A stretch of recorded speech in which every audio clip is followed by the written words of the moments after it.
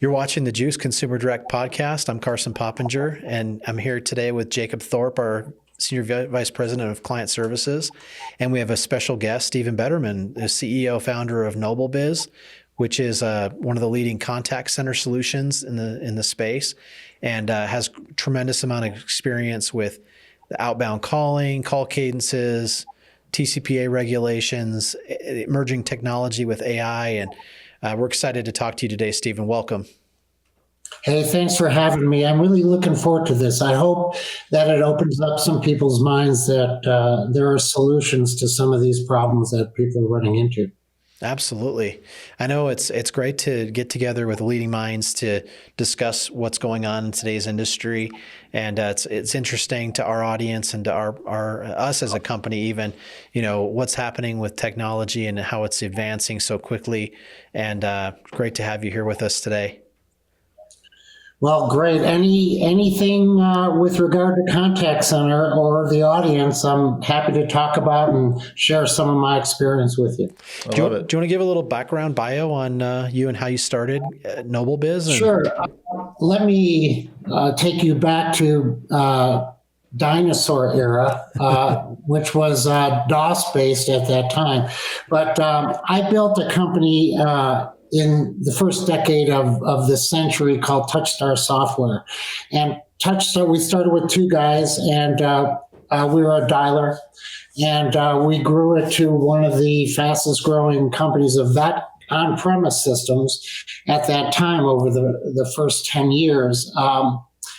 We sold it off to Nobel Systems, not NobelBiz, but Nobel Systems at that time. And then I became a turnaround CEO for contact center technology companies such as Vocalcom, which was out of the leader really in Europe. And another company that Connect First that we took and sold to RingCentral, and then ended up beginning at NobelBiz to help them reestablish some of their identity that NobelBiz had been around since 2002. And we ended up taking the management team, and we all bought the company. So this is an employee-owned company, a truly employee-owned company, and we're all hugely invested in years of experience in contact center, outbound, inbound too, certainly, but outbound specifically in terms of our skill sets and recognition of what really needs to happen in this day and age with regulation, with what carriers are doing. And one last thing I'll say is that we are also a carrier. In fact, half of our business comes from being a contact center specific carrier.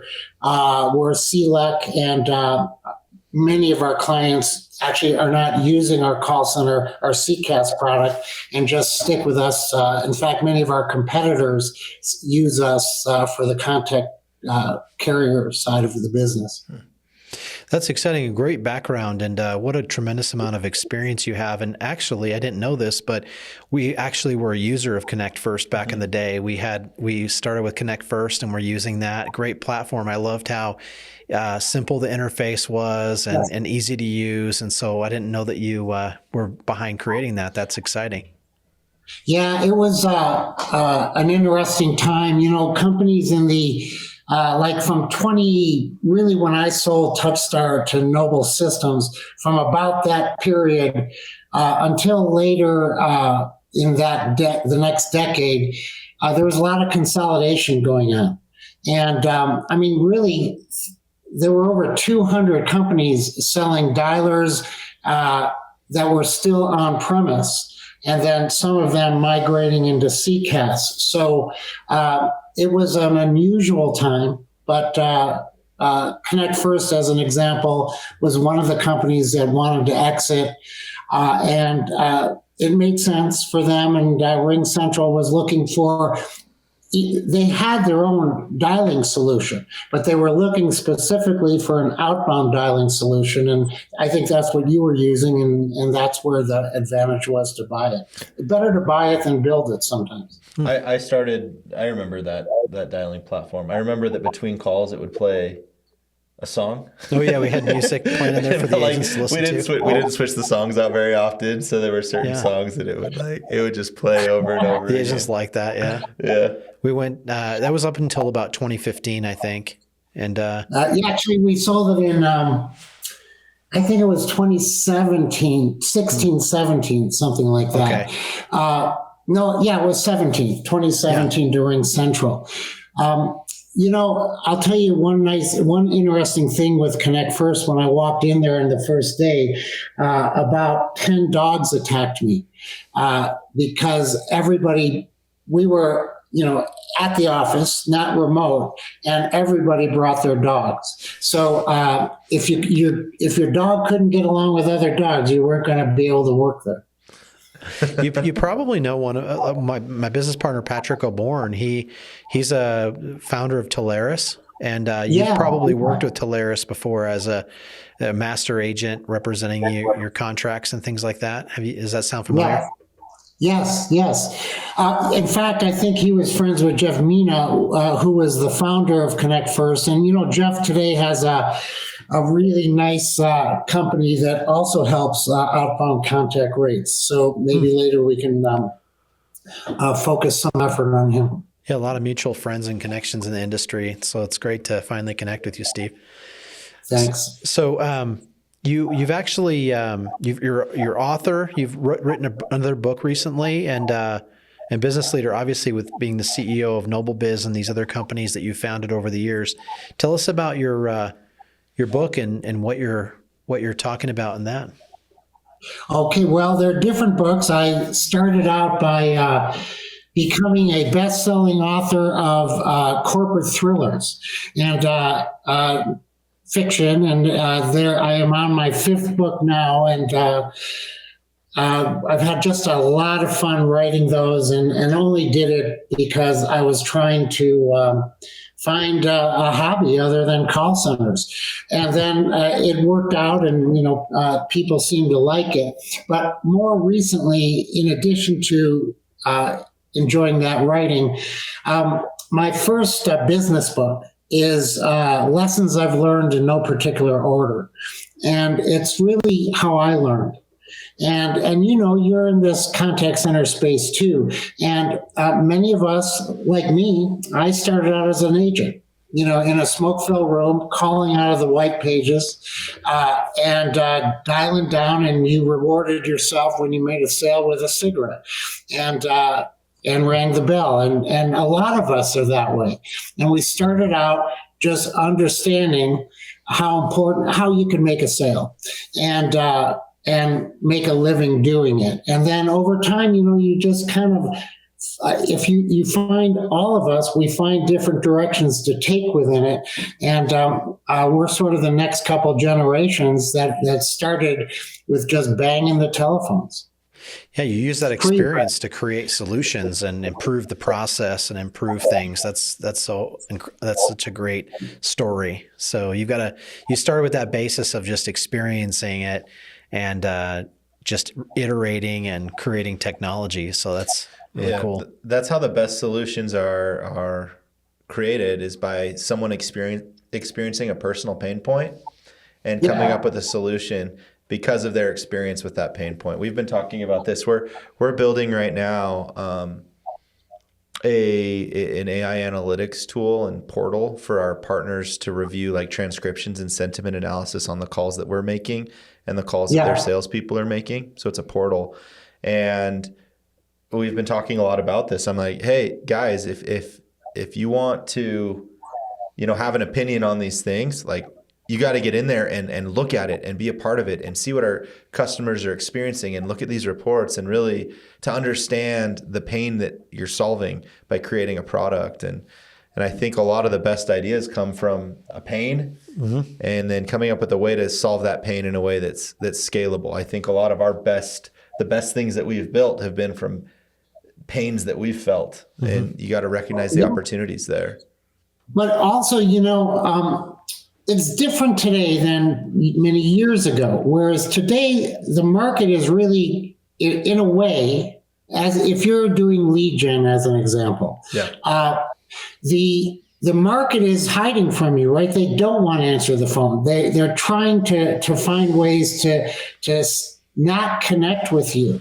So, and when I started calling the white pages, sure, that happened. They were watching a show on TV, but quickly enough, you could kind of break through that. Today, their first answer is one of oftentimes resentment. So they've just answered, and you're there, and you're trying to get their attention and end up with a success. And whether it's creating a lead or transferring a lead, how do you break through that? You have to know that audience. You've got to know. So analytical tools such as yours, I mean, it's just critical. I can't imagine working without them, to tell you the truth. I'm really looking forward myself to analyze what you guys have later on. I couldn't agree more. You have to. I fly fish, and part of one of the things with fly fishing is you need to present the fly at the right time and in the way that the fish is expecting it. And if there's any sort of disruption or any sort of like friction in your drag, then the fish is much less likely to bite on that fly. And so your whole job is to kind of mend the line, make sure that everything is smooth and following the flow of the current, just like the fish normally expects it. And then you set the hook. One chance, right? You've got one chance at it. Yeah. And what you can't do is sit there and slap the top of that water with the fly over and over and over again and hope that the fish hits it, which, I've seen that happen, but it's much more precise. And historically, you were able to kind of just throw things out there and the fish might bite. Well, the fish are a lot smarter now. The consumers are a lot smarter than they were 5-10 years ago. And so to set yourself apart and to create a good brand experience, because in the age of social media, a bad brand experience can go viral very, very quickly. You have to one, do everything leading up to that interaction with the customer very, very well. And from a sales experience perspective, have that nailed down and deliberate. And then once you have that fish on the hook, you've got to be able to get them in the boat. You've got to have the skills and the people and the processes to be able to give that customer the best experience possible to get them landed. And I think that some of the old school way of thinking that you're talking about, we're seeing a lot of that rendered more obsolete, and that more deliberate approach is what's required. We've definitely seen that with a lot of our dialing strategies and the way that we do that. Mm-hmm. It's an interesting space, though. And, as I said, I've been in it for decades, and I've watched contact centers and how they adopt. So contact centers, in my mind, have always been the slowest adopters of technology of any industry ever. Period. Other than maybe our great grandparents, but the truth is now they can't wait any longer. Whereas I remember back in the late 90s when IVR was, we were really getting good at IVR. And, we were showing it and talking about it. And nonetheless, nobody wanted to let that whoever was calling get lost in an IVR routine. They wanted to immediately start talking to them. And so the adoption of IVR really didn't get strong until maybe 2003, 2004, things like that. And that's just IVR, for God's sakes, which we obviously take for granted and, as just a way to branch people out. Today, we're talking CCaaS today, as we have CCaaS. Well, I built on-premise dialers, and I began to take our customer base and move them into the cloud way back. I was able to do it back in 2007, 2008, but we have 300,000 agents using us with our contact center on-premise solution, and of that group, only 14,000, which is a lot, I'm granted, but still 14,000 were using the cloud because you couldn't get the majority of people to believe in the cloud, whether it was security they were worried about or they didn't have their hardware sitting where they could look at it, whatever it was, they found a reason not today.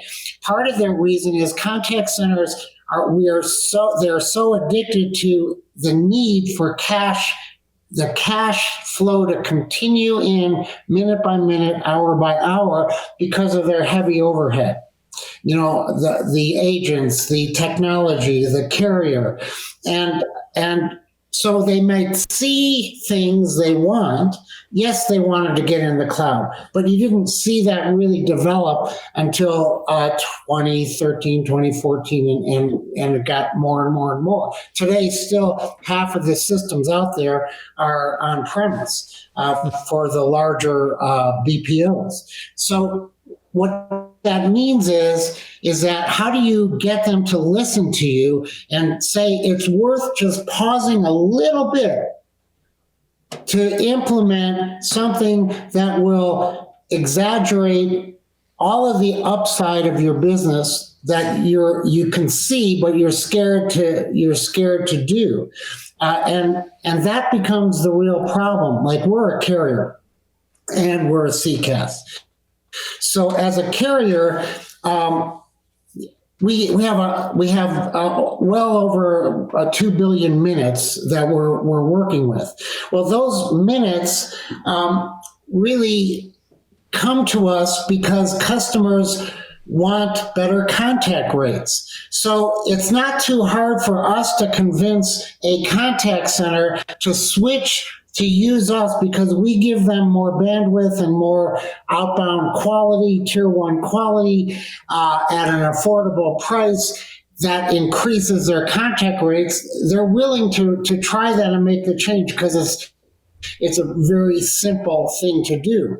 But getting that same customer that believes in us deeply on the carrier side to use our CCaaS, which means a transition out of whatever they're using now to us, even though we've proven to them we're great at what we do, we love our customers, we're the people, they're not talking to virtual agents, they're talking to real people that know them, and they love everything about it.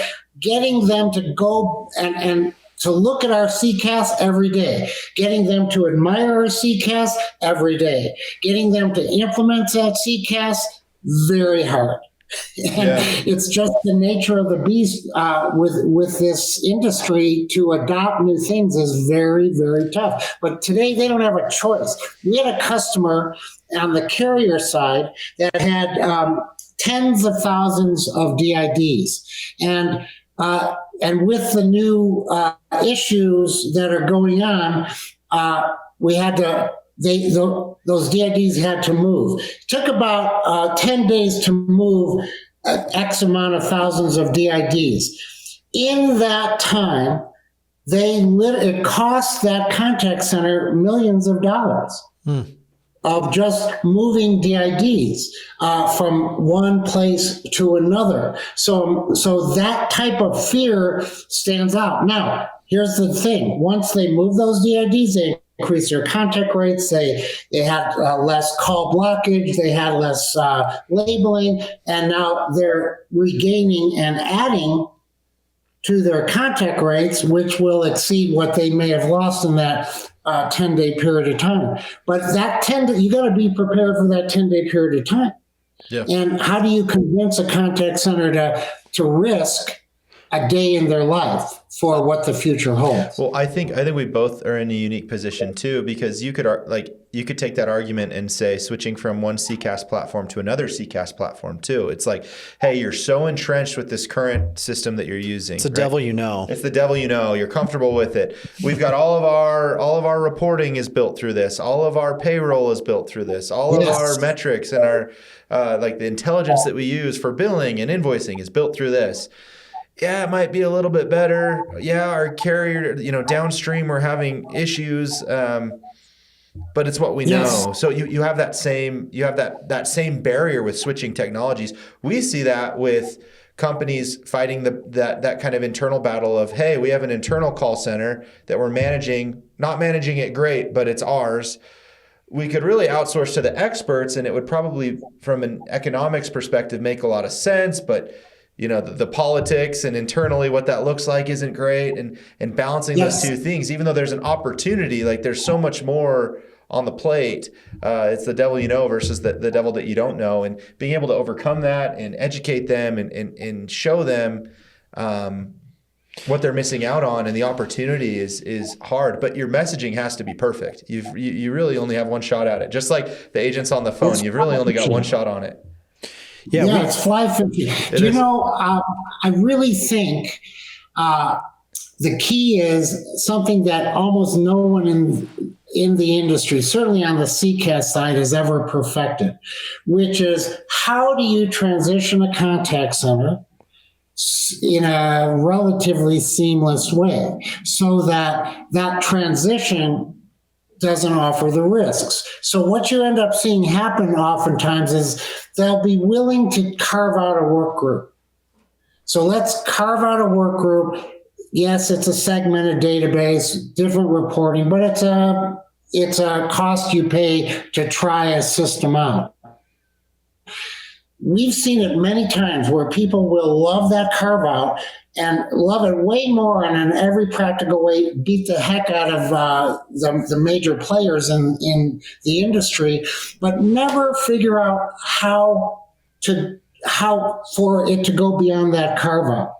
And so it's the most perplexing thing of all. But frankly, what you guys were talking to me about earlier, which is some of the tools that you have and that you're making and the strategies that you have, those are, to me, the slam dunks. Those are the things that people should be, frankly, talking to you about, or people like you, because you can implement those without this major revolutionary change in their business, but caused revolution in terms of things like the most important thing, which is contact rates. Yep. That's why our carrier division is so good and so growing so well, is because it's easier to do. It's behind the scenes. It's not in the forefront.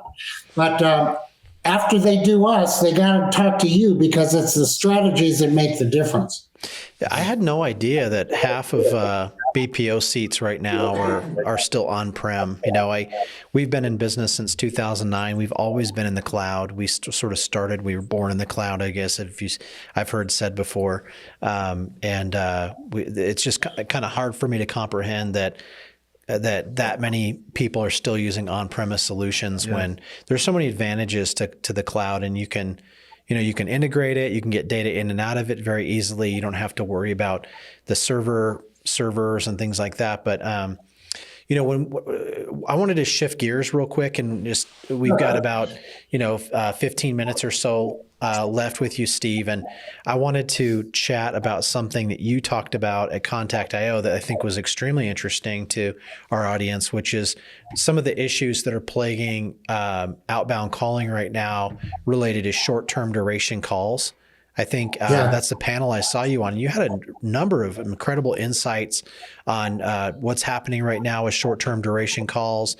We've seen some issues with it with our own providers that we're working with, and we've seen some pretty big frustrations, quite frankly, with some of that. Yeah, the thing that's most frustrating for me, and then I'll let you answer Carson's question, is the deliberate obfuscation of what's happening downstream. Oh, it's a carrier issue. Oh, it's a downstream issue. We're working on it. You could be down for a day and no one gives you any sort of accountability on what happened or why it happened, when really they were trying to save a buck by routing you to a cheaper carrier. I'm interested in hearing your take on this whole landscape, because quite frankly, I think it's one of the worst parts of the industry.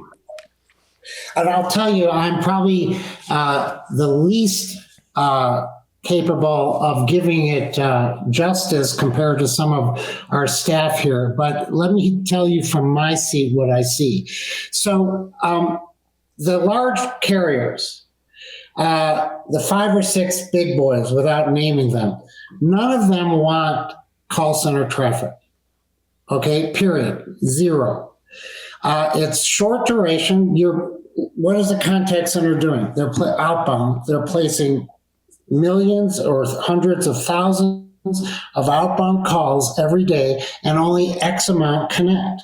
And so you're essentially looking at an average call of 4 seconds. And what that does is it uses up the bandwidth of the networks that the large carriers have. Well, so here's what they do. They then sell to the CLECs or the like us. And we can only get a certain amount of bandwidth in at the level 1 or the tier 1 quality. Now, we have, as I said, billions of minutes. So I'm not getting billions of minutes from anyone, the ability to perform billions of minutes from any one carrier. So what we have built is it's known throughout the industry. It's called SMART, SMRT, and we aggregate at least 60 different carriers of different levels, tier 1, tier 2, tier 3, and other. And based upon the contact center, because that's our entire business is focused on the contact center in terms of what you want. I want tier 1, I'm willing to have tier 2 and tier 3 at such and such a cost and volume. We aggregate, and our algorithms route those calls seamlessly. So you get what you need in a continual fashion. Whereas contact centers used to go to one of the larger carriers and they have that single carrier. Today, they're using us and they're getting a combination of a wide range of carriers. So through that comes solutions. But the issue is this. Carriers send a percentage of calls to what's called FAS, which is, I call it a farmhouse on a field where there is nothing going on and nobody living there. And it just is a call going to outer space. They set the limit on what they want. So that we see carriers that we consider level 2, 3, and 4 that will say they are setting themselves at 20% FAS or 30%, we've heard FAS. That means 30% of your phone calls that connect are going to nowhere. And you're getting billed for those calls. So you don't know that. I'm the carrier. I know that. We don't do that. But we also can't easily discover from our aggregate amount of carriers where FAS is because they're not advertising it. Why would they advertise what I call cheating? It's legal. That's the other part. So this can happen and it affects. So what we see is a contact center saying, our contact rate is dropping. Say to yourself, why is it that NobelBiz can get more contacts than I'm getting? It's simple. When we see FAS, or when we know the character of the downstream carriers that we're aggregating, we can remove them from the deck.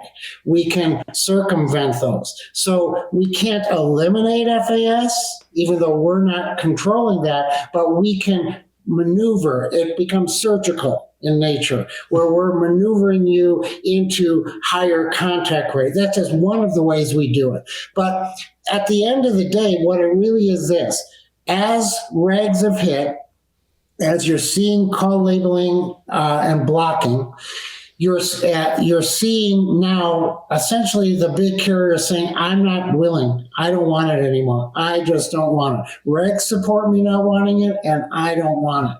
So we're sitting here going, yeah, but our entire customer base is,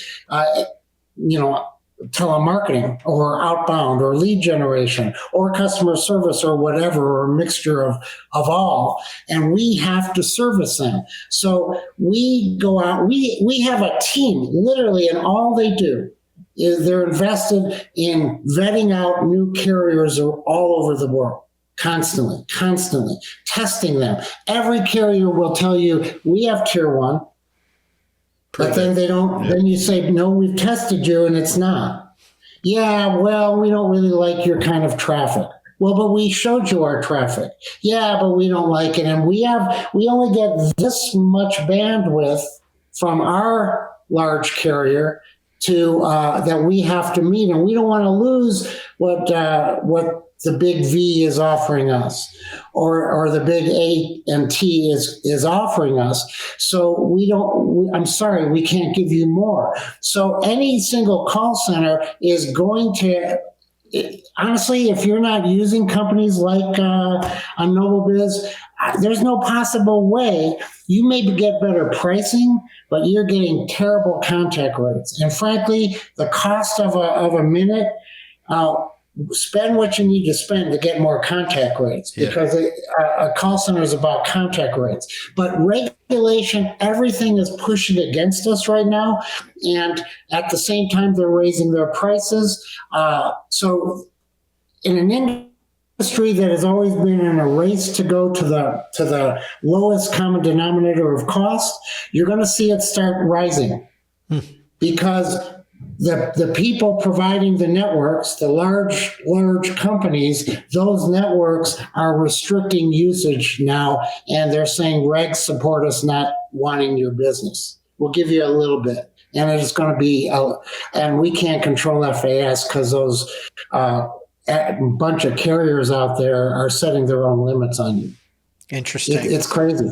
There's a lot of fat there in the carriers then, and it's sort of accepted, and generally that's part of their strategy. And it's good that you're ahead of that and you're making moves to make sure you mitigate that for companies, because, contact rate, we know the values. We track this on all the projects that we work on. We look at the value of a contact that we have on a specific project, or like the dollar amount of one contact. Like this contact is worth this much for us. And so if we can improve those contacts, we can improve our margin, we can improve our success for our client, we can improve, we can reduce the CPA for the client and all that. So, and you combine that with a great dialing strategy that prioritizes consumer well-being and it's not harassing, and you're cooking with something good. And that's it. You just said it.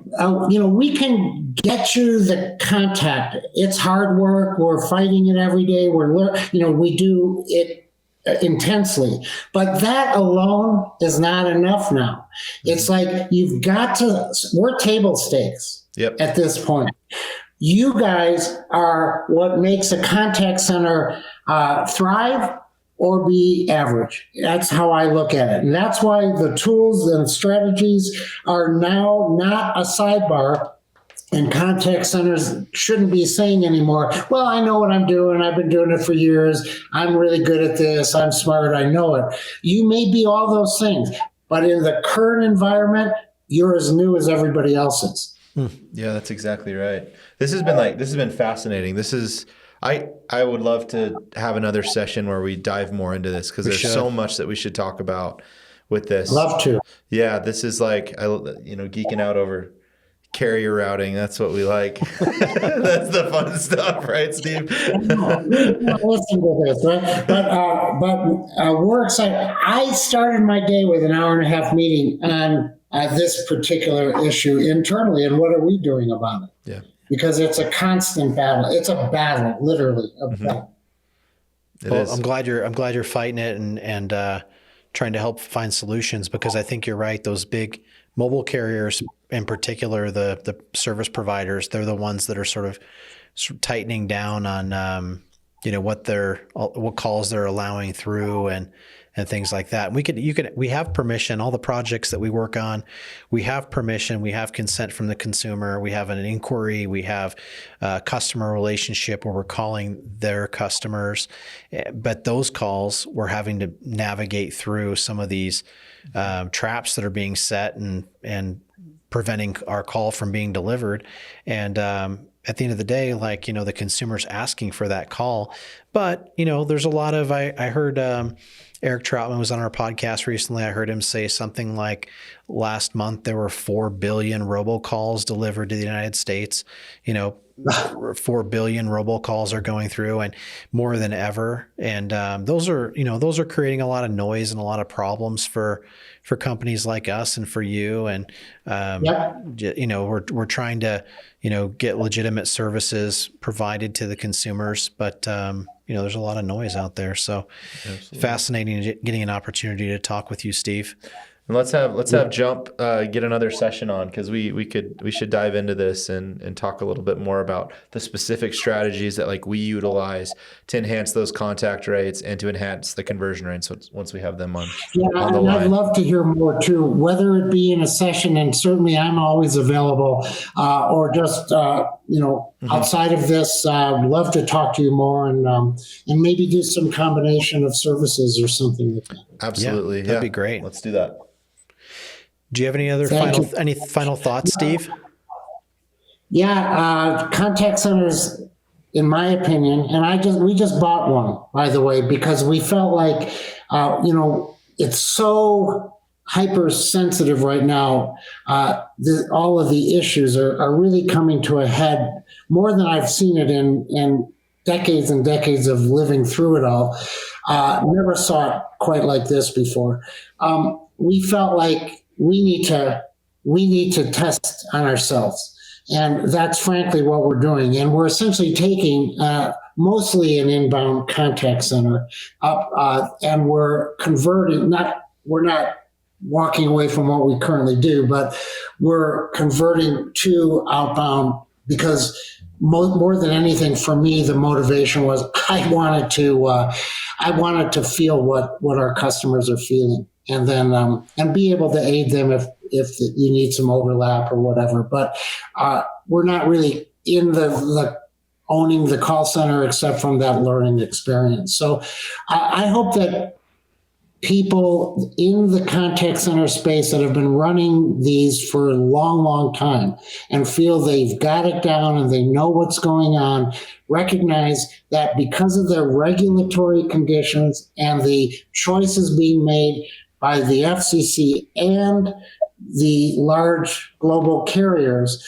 that there is essentially a convergence of all those things all at the same time that are forcing every expert in contact center strategy to rethink their strategy. And I hope everybody does rethink it, because we want this industry to thrive, and that's the only way it will. Absolutely. Our CFO, he was the CFO of another BPO years ago. And he said, for 30 years, I've been hearing that the next big thing that's just going to take this industry out, that he's heard that regularly. And it's still we exist and still we persist. And so we continue to have success. He's right, and I've lived that too. In fact, most of those changes have resulted in us figuring out ways to thrive ourselves because of the automation we could create around it. But this is needing triage. We're in a unique moment in time that I have not seen and I'm probably older than your CFO. That's right. This has been great. Thank you so much, thanks so much, Steve. We really appreciate it. We'll talk Good soon. Been a pleasure. Thank you very much. All right, thank you. You've been watching the Juice Consumer Direct podcast. Make sure you like and subscribe. Yeah, if you have any questions, comments, feel free to reach out. We'll get to them. Thanks. Thanks.